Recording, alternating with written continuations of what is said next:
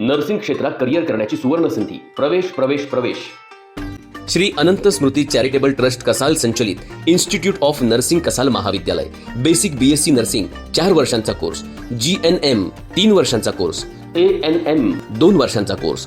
गावराई कुडाळ येथील 7.5 एकर स्वतःच्या जागेत, स्वतःच्या इमारतीत सुसज्ज नर्सिंग कॉलेज. भारतीय परिचर्या परिषद दिल्ली, महाराष्ट्र आरोग्य विज्ञान विद्यापीठ नाशिक, महाराष्ट्र सरकार, महाराष्ट्र परिचर्या परिषद मुंबई, महाराष्ट्र राज्य शुश्रूषा आणि परावैद्यक शिक्षण मुंबई यांची मान्यता प्राप्त असलेले नर्सिंग कॉलेज. मुंबई, पुणे आणि कोल्हापूर सारख्या मोठ्या शहरातील नामांकित रुग्णालयात कॅम्पस इंटरव्ह्यूद्वारे चांगल्या पगाराची हमखास नोकरी. श्री अनंत स्मृती चॅरिटेबल ट्रस्ट कसाल संचलित इन्स्टिट्यूट ऑफ नर्सिंग कसाल महाविद्यालय.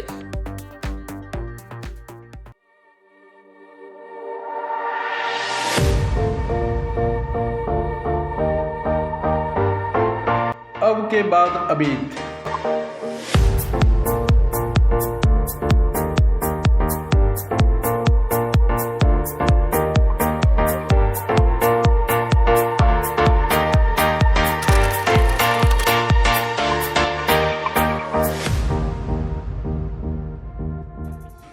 नुकतीच विरोधी पक्षातील एका बड्या नेत्याने अभित नाईक यांच्यावर टीका करताना म्हटले, अभित नाईक राज्याच्या मंत्र्यांना रस्त्यावर भेटतात.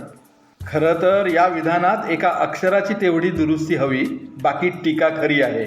एका अक्षराची दुरुस्ती अशी की अभित नाईक राज्याच्या मंत्र्यांना रस्त्यावरही भेटतात.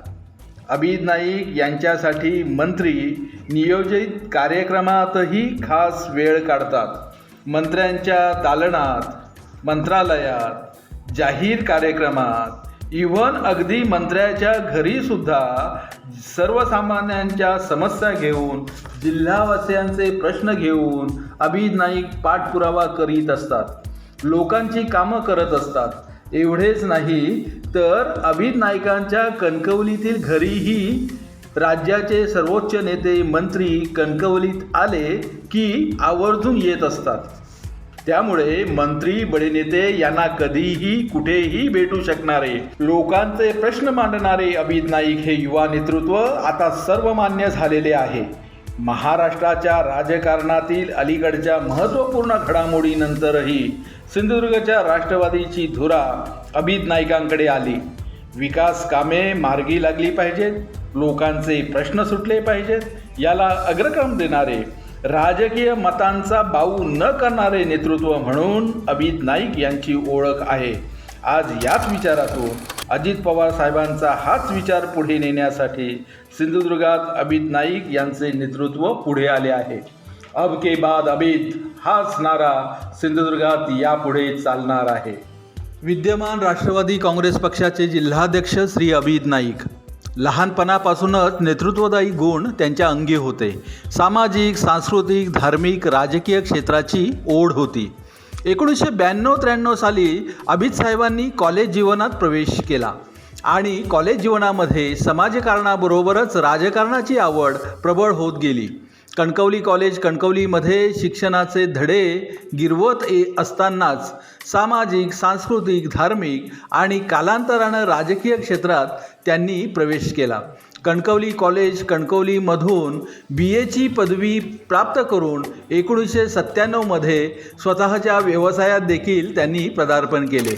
अभित नाईक यांचे पूर्ण कुटुंब हे काँग्रेस विचारसरणीचे होते, परंतु कुटुंबातील एकही व्यक्ती सक्रिय राजकारणामध्ये नव्हती. असे असताना सुद्धा अर्थातच कुठल्याही प्रकारची राजकीय पार्श्वभूमी नसली तरीही अभित नाईक यांच्या राजकीय प्रवेशानंतर कुटुंबियांचा त्यांना पाठिंबा मिळाला. त्या काळात नुकतीच राष्ट्रवादी पक्षाची स्थापना झाली होती. सन 2000 साली राष्ट्रवादी पक्षाची स्थापना झाल्यानंतर अभित नाईक यांनी सक्रियरित्या राष्ट्रवादी पक्षातून पक्ष संघटनेचे काम करायला सुरुवात केली. सुरुवातीच्या काळात त्यांच्यावर कुठल्याही पदाची जबाबदारी नव्हती, तरी देखील राजकारणातून समाजकारण करत, जनमानसात मिसळत स्वतःचे विश्वसनीय असे राजकीय अढळस्थान अभित साहेबांनी निर्माण केले. 4 मे 2005 साली अभित नाईक हे विवाह बंधनात अडकले. पत्नी हुमेरा नाईक यासुद्धा कणकवली शहरातीलच होत्या. यशस्वी पुरुषामागे खंबीर साथ देणारी एक स्त्री असते आणि त्यामध्ये अभिद नाईक यांना त्यांच्या पत्नीनं त्यांच्या राजकीय आणि सामाजिक जीवनात भक्कम अशी साथ दिली. राजकीय जीवनात कालांतराने 2008 साली नगरसेवक पदाची संधी अभिद साहेबांना मिळाली. या संधीचे सोने करत जनमानसात जाऊन जनतेची कामं कशी मार्गी लावता येईल यावर अभिद नाईक यांनी भर दिला. राजकीय कारकिर्दीमध्ये आदरणीय शरद पवार साहेब, विद्यमान उपमुख्यमंत्री नामदार अजित पवार, प्रदेशाध्यक्ष खासदार सुनील तटकरे, मंत्री हसन मुश्रीफ, आमदार अनिकेत तटकरे, मंत्री अदिती तटकरे, आमदार शेखर निकम अशा मातब्बर नेत्यांच्या तोंडी अभिद नाईक हे नाव कायम असते. या सर्व नेत्यांसोबत अभिद नाईक यांचे राजकीय जीवनाबरोबरच वैयक्तिक जीवनात देखील मैत्रीपूर्ण संबंध आजही टिकून आहेत. मधला काळ हा राष्ट्रवादी पक्षाचा पडता काळ समजला जायचा, कारण या काळात राष्ट्रवादी पक्षाचे अनेक आमदार, खासदार, पदाधिकारी, नेते, कार्यकर्ते पक्ष सोडून जात होते. पण असे असताना सुद्धा राष्ट्रवादी पक्ष न सोडता पक्षासोबत एकनिष्ठ राहून कोणत्याही पदाची अपेक्षा देखील न करता कणकवली शहरातच नव्हे तर संपूर्ण जिल्ह्यात राष्ट्रवादी पक्षाचे नाव स्वकर्तृत्वानं कायम अग्रस्थानी ठेवले. कालांतराने अभिद नाईक यांच्यावर राष्ट्रवादी युवक जिल्हाध्यक्षपदाची जबाबदारी 2009 साली पक्षानं दिली. 2009 ते 2015 पर्यंत राष्ट्रवादी युवक जिल्हाध्यक्ष पदाची धुरा सांभाळत असताना सिंधुदुर्ग जिल्ह्यामध्ये युवकांची मोठी फळी अभिद नाईक यांनी निर्माण केली. आजही ते सर्व पदाधिकारी, कार्यकर्ते अभिद नाईक यांचे निकटवर्तीय म्हणून काम करतात. 2015 ते 2018 हा कालावधी पक्षाच्या संघटनेसाठी त्रासदायक होता. पण असे असतानाही एकनिष्ठ राहत न डगमगता कणकवलीसारख्या राजकीय केंद्रबिंदू असलेल्या भागात अभिद नाईक हे जनतेसाठी काम करत राहिले. त्यांच्या या कार्याची दखल घेत विद्यमान उपमुख्यमंत्री अजितदादा पवार आणि प्रदेशाध्यक्ष सुनील तटकरे यांनी त्यावेळी राष्ट्रवादी पक्षाच्या युवक प्रदेश उपाध्यक्षपदी अभिद नाईक यांची नियुक्ती केली. आणि त्यावेळी देखील राज्यभरात विविध मेळाव्यांच्या माध्यमातून फिरून संघटना मजबूत करण्यासाठी अभिद नाईक यांनी मेहनत घेतली. 2018 साली पक्ष सत्तेत नसताना सुद्धा कणकवली नगरपंचायत निवडणुकीसाठी नगरसेवक पदाचे उमेदवार म्हणून प्रदेशाध्यक्ष सुनील तटकरे आणि अजित पवार यांनी त्यावेळी माननीय नामदार राणेसाहेब आणि आमदार नितेश राणे यांच्याशी चर्चा करून राष्ट्रवादी पक्षाची आघाडी केली. त्यावेळी अभिद नाईक यांना निवडणुकीला सामोरे जाण्याच्या सूचना दिल्या. त्यावेळीचा काळ पक्षासाठी मोठा अडचणीचा होता. पक्ष सत्तेत देखील नव्हता, पण तरी देखील अशा काळात कणकवली नगरपंचायतीच्या निवडणुकीच्या रिंगणात उतरत अभिद नाईक हे प्रचंड बहुमताने विजयी झाले आणि राष्ट्रवादी पक्षाचा झेंडा कणकवलीसारख्या ठिकाणी अबाधित फडकवीत ठेवला. अभिद नाईक यांनी प्रत्येक घटकाशी जवळीक ठेवली. अनेक दुर्बल घटकांना स्थिर करण्यासाठी सर्वतोपरी मदत केली. अनेक सामाजिक संघटनांना देखील विविध माध्यमातून मदत कार्य सुरू ठेवले. कोविडसारख्या काळात जेव्हा जनजीवन अस्थिर झाले होते तेव्हा देखील रेमडेसिवीर सारख्या इंजेक्शनची कमतरता होती. त्यावेळी देखील कोविड रुग्णांना हे इंजेक्शन उपलब्ध करून देण्यात नाईक यांचा मोठा वाटा राहिला. ज्या रुग्णांना बेड उपलब्ध होत नव्हते अशा रुग्णांना देखील कोल्हापूरसारख्या ठिकाणी बेड उपलब्ध करून दिले. अभिद नाईक यांचे विविध क्षेत्रातील विविध मान्यवरांशी घरोब्याचे संबंध हे कायमच राहिले आणि म्हणूनच कोविड काळात अनेकांना ज्यावेळी ऑक्सिजनची कमतरता होती त्या काळात देखील ऑक्सिजन उपलब्ध करून दिले. तसेच याच काळात विविध अनाथाश्रमामध्ये देखील धान्य वाटप करणे तसेच मास्कचे वाटप आदी कार्य त्यांनी अविरतपणे केले. सामाजिक ऋण लक्षात घेता या कोविड काळात विविध धान्याची किट्स देखील तयार करून संपूर्ण जिल्हाभरात त्याचे वाटप केले. गेल्या 5 वर्षात नगरसेवक पदाची धुरा सांभाळताना राष्ट्रवादी पक्ष 2.5 वर्ष सत्तेत असताना कणकवली येथील गणपती साण्यावरील ब्रिज कम बंधारा मार्गी लावण्यासाठी जलसंपदा, जलसंधारण या खात्यांशी मंत्रालय स्तरावरून पत्रव्यवहार करून पाठपुरावा केला. गणपती साना येथे आगामी काळात सार्वजनिक बांधकाम विभागामार्फत मोठा पूल उभारण्यासाठी प्रयत्न केले. या पुलाच्या आर्थिक तरतुदीसाठी आत्ताचे अर्थमंत्री अजित पवार साहेब यांना पत्रव्यवहार सातत्यानं ते करीत आहेत. पाठपुरावा करीत आहेत. कणकवलीचा हा विकासाचा मुद्दा मार्गी लावण्यात त्यासाठी खारीचा वाटा हा अभिद नाईक यांनी उचलला आहे. गेल्या 5 वर्षात आपल्या प्रभागातीलच नव्हे तर शहरातील अनेक भागात जनतेच्या समस्या सोडविण्यासाठी साहेब कटिबद्ध राहिले. त्यामुळेच कणकवली शहरात श्री अभिद नाईक यांना मानणारा मोठा वर्ग निर्माण झाला आहे. 2 जुलै 2023 रोजी आदरणीय अजितदादा पवार यांनी महायुतीत जाऊन सत्तेत उपमुख्यमंत्री होण्याचा निर्णय घेतला.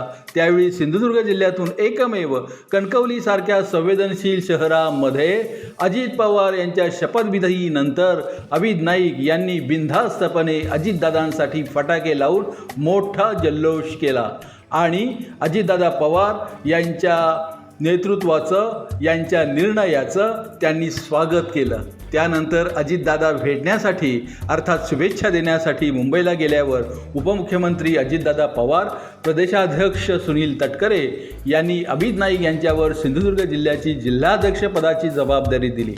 अभिद नाईक यांच्या प्रामाणिकतेचे, एकनिष्ठतेचे ते फळ म्हणता येईल. अभिद नाईक हे सामाजिक आणि राजकीय कार्य करत असताना त्यांना धार्मिकतेची सुद्धा आवड आहे. अभिद नाईक हे कणकवलीचे ग्रामदैवत श्रीदेव स्वयंभू आणि कणकवलीचे आराध्य दैवत परमहंस बालचंद्र महाराज यांचे देखील भक्त आहेत.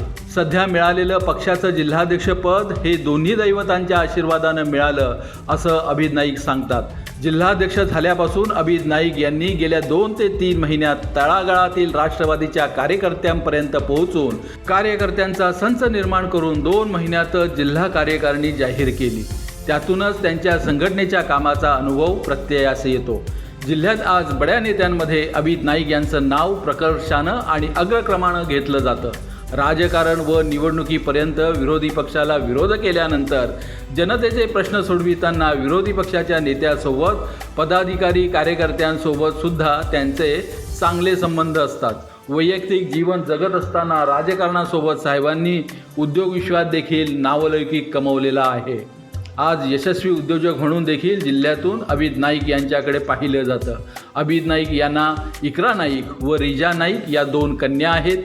त्याचप्रमाणे वडील अब्दुल नाईक, आई हवाबी नाईक, मोठा भाऊ असिफ नाईक, वहिनी सौ रुबीना असिफ नाईक, लहान भाऊ अनिस नाईक, वहिनी सौ नजमा अनिस नाईक, पुतणी महेक नाईक, लहान पुतण्या अली नाईक असा एकत्र कुटुंब आहे. हे पूर्ण कुटुंब अभिद नाईक यांच्या राजकीय जडणघडणीत सदैव पाठीशी असते. त्याचप्रमाणे विवाहित बहिणी अंजू जी सध्या सौदी अरेबिया येथे आहे व अमिता जी बेंगलोर येथे आहेत, त्यासुद्धा अभिद नाईक यांना राजकारणात मोठा पाठिंबा देत असतात. अशा या संयमी, एकनिष्ठ, प्रामाणिक, गोरगरिबांचा कैवारी म्हणून ओळख असलेल्या अभिद नाईक यांना जन्मदिनाच्या हार्दिक शुभेच्छा. आम्हा सर्व कार्यकर्त्यांची भावना आहे की अब के बाद अभिद. सिंधुदुर्ग जिल्ह्याच्या राजकारणात यापुढे अब के बाद अभिद हाच नारा निर्विवाद असेल. यासाठी अभिद नाईक यांना आमच्या मित्रपरिवाराच्या हार्दिक शुभेच्छा.